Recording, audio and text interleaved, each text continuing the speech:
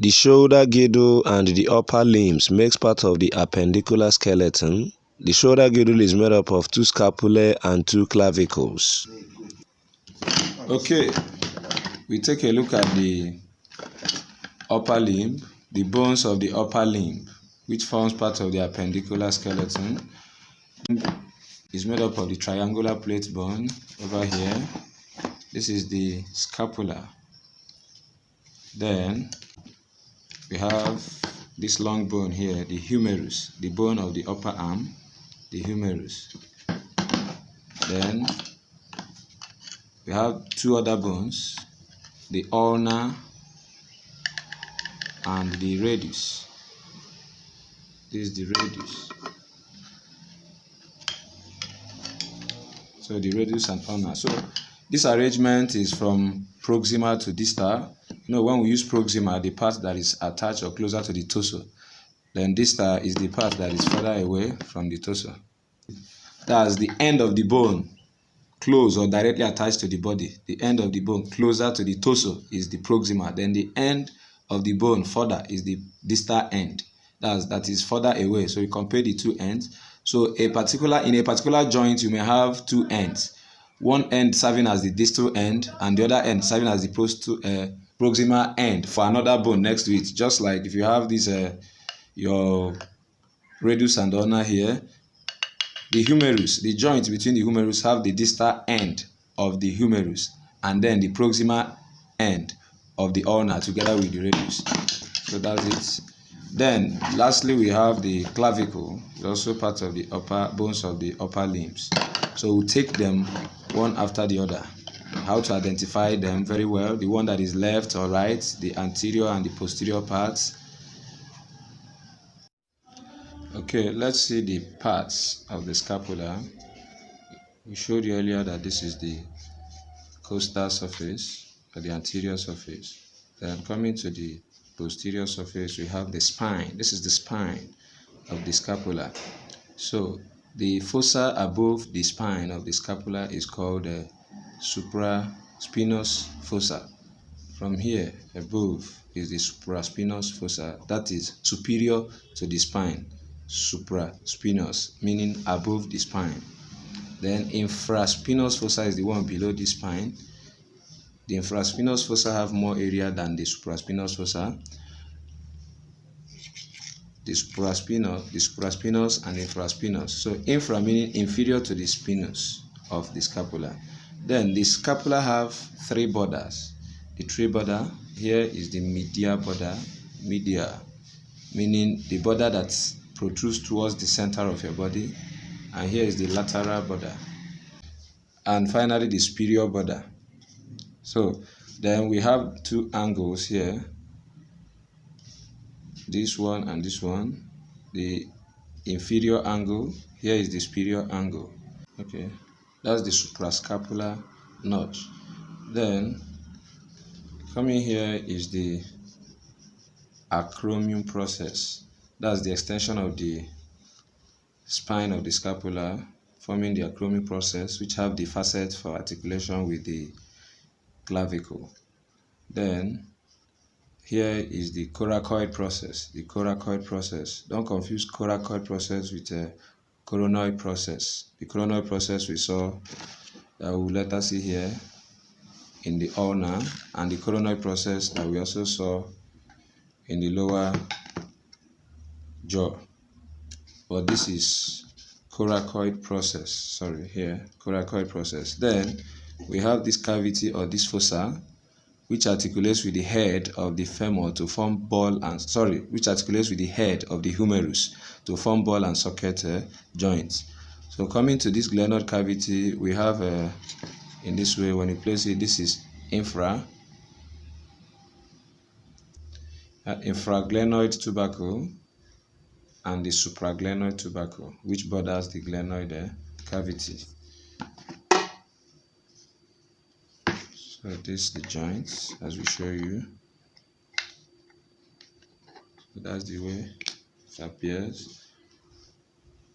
The spine of the scapula, infraspinous fossa, supraspinous fossa. Then here is the acromion process. Here is the coracoid process, and here is the glenoid cavity. It is always confusing to know whether you have your left scapula or your right scapula. First, you have the two surfaces, the anterior surface and the posterior surface, or we call it the costal surface. The costal surface is smooth, more smooth. There is nothing like spine. The posterior have the spine. So while placing it in normal anatomical position, this particular place must face your front. You can't place it this way. So let's check if this particular scapula is left scapula or right scapula. Watch my placement. If I place it this way, it's wrong because the costal surface is backing. I have to bring it forward. So when I place it this way, okay, it's coming forward. Then you check. This is called the glenoid cavity or the glenoid fossa. If you place this like this, watch, this is the head. This is the head of the humerus. So if this is my right scapula, my hand will hang in my central body, which is not correct. So this shows that this cannot be here. Rather, let's try the other way around. Okay, remember, while placing this particular anterior surface, move forward. Watch this. That's correct. So that the head, this is it. So that the head of the humerus will fit in well, showing that my hand is out. So this is my left scapula. Left scapula. One is that the glenoid fossa must be lateral. But when I place it like this, the glenoid fossa is now medial, meaning coming is in the center, medial towards the central line of the body. But when I place it this way, it is going lateral, outside. So that's the correct one. This is the left scapula. Because of one thing, one of the reasons is that when I place it this way, the glenoid cavity is lateral and the lateral border is also out, not coming inside. So that's how to identify left scapula or right scapula. Okay, this is the humerus. This is the long bone, the bone of the upper arm over here. That's your humerus. Okay, the details of the proximal head of the humerus. This is the greater tubercle, the greater tuberosity. Here is the lesser tuberosity or the lesser tubercle. Then this groove in between the two tubercle is called intertubercular groove or intertubercular sulcus. Then there are two necks here. This is the surgical neck and here is the anatomical neck. The surgical neck and anatomical neck. The surgical neck is just the constriction below the tubercle, and it is of a surgical importance because two things pass through that, but it is prone to fracture than the anatomical neck. A fracture in the surgical neck will lead to the damage of the axillary nerve and the posterior circumference humeral artery. So this is too dangerous if it is fractured. This is the clinical significance of the surgical neck of the humerus. So we go down to the distal end, the features that are there. We have the trochlea, then we have the coronoid fossa, then we have the radial fossa. The radial fossa is more shallow than the coronoid fossa. Coming to the condyle, that's condyle arrocus or polysurface. Here we have the capitulum. The capitulum, that is where the head of the radius rocks on. That's the head of this radius rocks on the capitulum. Here is the medial epicondyle. Here is the medial epicondyle. That's the epicondyle facing on the inside. And here is the lateral epicondyle. Epi on top. So a condyle on top of a condyle or above. Okay, we have the medial supracondyle ridge. That's here, extending down to the medial epicondyle. On the opposite, we have the lateral supracondyle ridge. Here is the medial towards medial condyle ridge and lateral condyle ridge. That's lateral supracondyle ridge. Let's see how these bones are attached to it. You see this particular part of the the ulna, rocks over the trochlea, while the radius is here. Okay, let's know how to identify the anterior and the posterior part of the humerus. That which one is the front and which one is the back view. First, we will know it from the distal end. From the two fossa we have, anteriorly we have the coronoid fossa, posteriorly we have the olecranon fossa, inside which watch it here. This is the olecranon process of the ulna. It articulates into the olecranon fossa, and the olecranon fossa should be at the back, that's posteriorly. So for you to know the posterior view of the humerus, you have to locate the glenoid, you have to locate the olecranon fossa. Actually, olecranon fossa is large. When you compare it to the other fossa, almost like two small fossa, coronoid fossa is smaller. So this is anterior view, while here is the posterior view. So this is the posterior view of the left humerus. This one I'm having here, posterior view. Then here is the anterior view. Then when you come anteriorly, there should be the intertubercle groove for the anterior side of it. That's the groove in between the greater and the lesser tubercle. Then we have the radial groove. If you come posteriorly, there should be the radial groove. The radial groove, which is just after the deltoid tubercle. Here, that's an intertubercle groove. The intertubercle groove is for the anterior surface of the humerus. Intertubercle groove, anterior surface, together with the coronoid fossa. Then, posteriorly, you have the olecranon fossa, and we also have the radial groove. The radial nerve passes through that, the radial groove. Now, how will we know if this is left or right humerus? We should know that this is the head, and the head should always be medial, not lateral. So if I place it this way, see that the head is medial, showing that this is the left humerus. But this is another feature that will clarify us. There are three fossa at the distal end of the humerus. This is the olecranon fossa. Olecranon fossa. Then watch this hole here. Coronoid fossa and radial fossa anteriorly. When you go posteriorly, you see the olecranon fossa, which is a deeper fossa, which is pointing back. And when it points back, the head should be medial.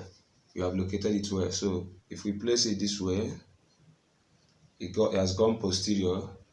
That's the olecranon fossa has gone, and this is medial. So this is the left humerus. But if I should place it this way, you see that the head goes out, so it's not correct. Provided the olecranon fossa is posteriorly positioned, so that the coronoid fossa and radial fossa anterior. Then another thing is that the deltoid tuberosity must be lateral. The deltoid tuberosity must also be lateral.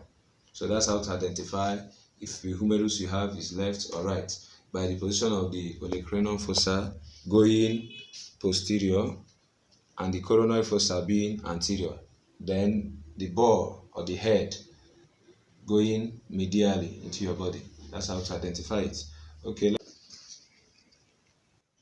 That's the olecranon fossa, which must be posterior. It must face your back, showing the posterior view of the humerus. That's your deltoid tuberosity, which must be lateral. And the head must be medially positioned. So these are the two bones of the lower arm. That's the radius and the ulna. The more lateral one in anatomical position is called the radius. It's not the radius because it's smaller. Rather, you can remember the name because of the proximal head has a circular shape which rocks over the capitulum of the distal head of the humerus. Then these have the U shape, and hence you can use that shape of the trochlear notch to remember ulna. This is having a U form of shape, ulna. So the radius and ulna makes up the bones of the lower arm.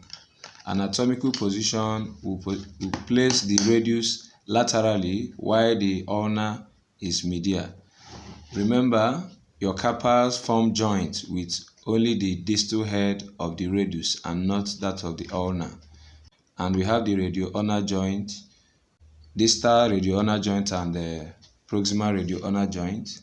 Them, the first row of the carpals have the articulation with the distal head of the radius. So the ulna don't contribute in the formation of the wrist joint. It is only the radius and the carpals that forms the wrist joint. So radius, when you place your hand in anatomical position, is lateral, while ulna is medial when the hand is placed in normal anatomical position. The trochlear notch of the ulna rocks over the trochlea, taking the olecranon process here, which articulates with the olecranon fossa, while here is the coronoid process of the ulna, which then fits into the Coronoid fossa. indentation, and the process is what articulates into it. So this is how it is. The trochlear notch is for the ulna, which rocks over the trachea, which allows you to bend. During the bending and stretching, that's flexor and extensor. See, rocking over. While you have the radius here. Form. Okay, let's see the normal position. Remember, this is your ulna, this is your radius. So this is normal anatomical position. So when the hand is in this way, you have the radius here pointing towards your thumb. Then the ulna is here, it's on the inside. So this is my olecranon process, which is equivalent here, which rocks into the olecranon fossa here of the humerus. So anatomical position this way, the radius is lateral while the ulna is medial. More of this is approximately my own size. Okay, maybe my radius will be taller. So that's the anatomical position. Superior view of the right radius showing the articular fovea. Inferior view, medial view, anterior view, posterior view of right radius. Distinguishing features of each side. The posterior parts have the listas tubercle at the distal end. Inferior have the articular surface with the scaphoid and lunate. The medial view have the ulnar notch and the interosseous border. Clavicle, the S-shaped bone. This is the sternal end, which articulates with manubrium. Here we have the conoid tubercle towards the acromion end. That's the acromion end. Turning it around for you to see the superior view. That's the sternal facet, which articulates with the manubrium of the sternum. The conoid tubercle must be posterior, and that shows that this is the left clavicle.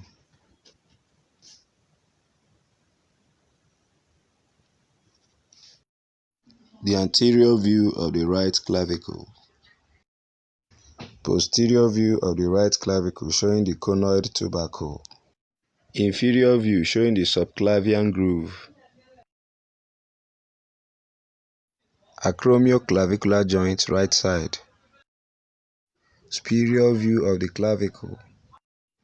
Right sternoclavicular joint. Posterior view of the clavicular joints. Left clavicle showing articulation with the acromion and the manubrium.